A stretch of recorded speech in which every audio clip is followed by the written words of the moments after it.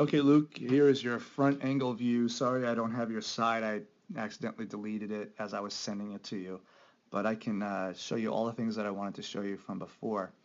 From what I've noticed here, you are a tall pitcher. You stand tall.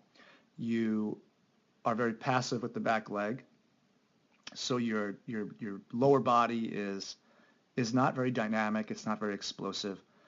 Um, your center of gravity remains tall throughout the delivery.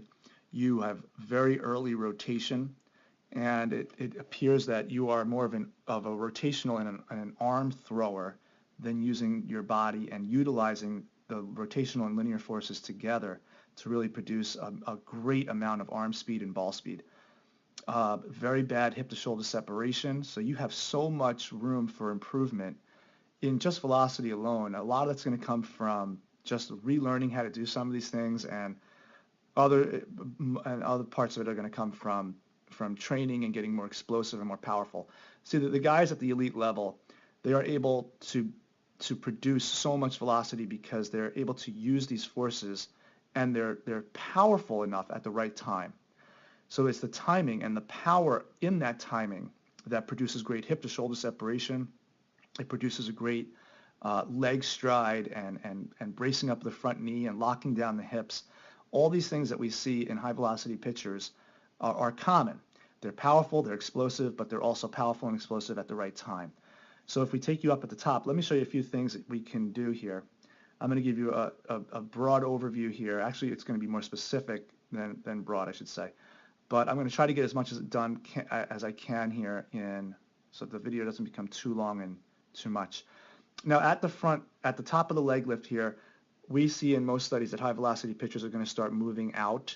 So the back hip is going to start moving out the front hip a little bit, especially with smaller athletes and lighter pitchers. They need to have a little bit more speed going down the hill, actually a lot more speed going down the hill, because they don't have enough weight to match the forces of a bigger athlete.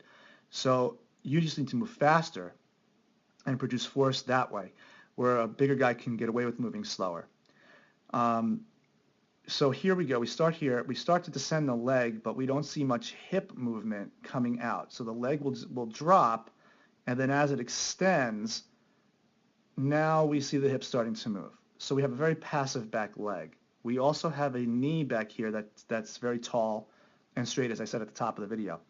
You need to get a little bit more flex in that knee because that's going to help your center of gravity. And as you descend down the mound, you want your center of gravity to descend at the same rate that you move out. So we want to move down and we want to move out at the same rate. If you stand too tall, it's going to be very, very difficult for you to transfer forces. It's going to be very difficult for you to actually drive when you get out here to your driving stage because your leg is too tall. So you won't have much left to extend and push and drive and explode into front foot plant and really transfer those forces and convert that up into ball speed. So back to the top real quick. We want to move out, and coaches like me are going to look for a linear leg. You see how your knee is directly over your ankle? We want the knee to start moving here so the weight of the body is still now being shifted to the inside part of the leg while the weight is remaining on the foot. And then we get out to this position here. So let's just drive you out here. This is your load phase. And notice how slow and steady you are throughout all this. We need to start picking up some speed when we get out here, we need to start picking up some speed. But because you're so tall, you're still so slow up here, we can probably do better there. Okay, so when the front knee breaks the hip is another critical point in the delivery. There's a couple things we need to see. The arm, we need to see the foot is beginning to turn open, and we need to see what's going on with this back knee and the back foot. So when that knee overtakes the hip, do we have a nice linear leg, and is it reaching up into the hip here? It's hard to tell from this angle, but from the other angle that I looked at, your knee needs to be lined up with your front hip, and it's not. Your knee is more lined up with your belly button area. So again, because you're not linear enough, you're not going to be able to move the body faster. So at this point, when we're looking at the arm is up a little too high. And the problem with that is when you get out to landing, you're going to be ready to throw way too early, which is going to really hurt your chances of getting that hip and shoulder separation timing that you need. So when the arm is up too soon, the studies say that you will throw too soon, and that's really what happens with you. Watch your front arm now start to descend. It comes down, the throwing arm comes up, and your throwing arm is in high cock position right there. And take a look at your front foot. Look at how your front foot hasn't even landed yet. You're not even at touchdown, and you're ready to throw. Okay? So we got to get that arm up a little bit later.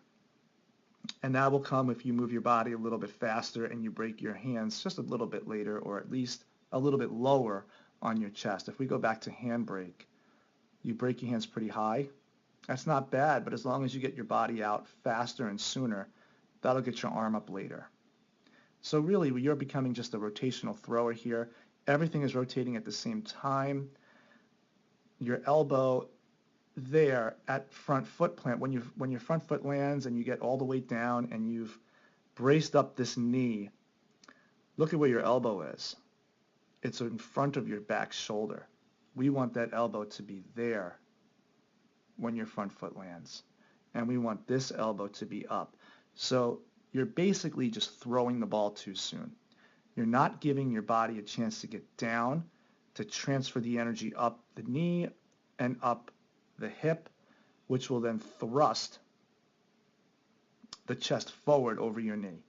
From the side view angle, when I took your measurements, when you were in this position here at maximum external rotation, which you're really not in maximum external rotation, you're almost there.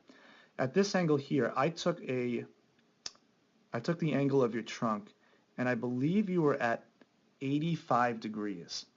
Where typically the high velocity pitcher at that point, when the elbow is externally rotated and the hand is back and the arm is loaded, typically the high velocity pitcher is at a 70 degree angle, 65 to 70, somewhere within there. So their chest is already out in front of their knee at this point. And look at how vertical you are. Look at how far behind the knee you are.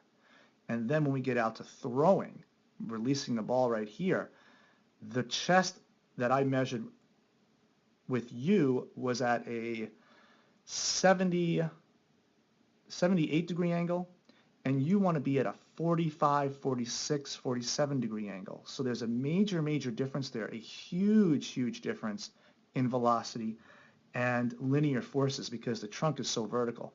So here you've released the ball, and look at how vertical you are. Your chest is behind your knee, way behind your knee, and we want that chest to be out here.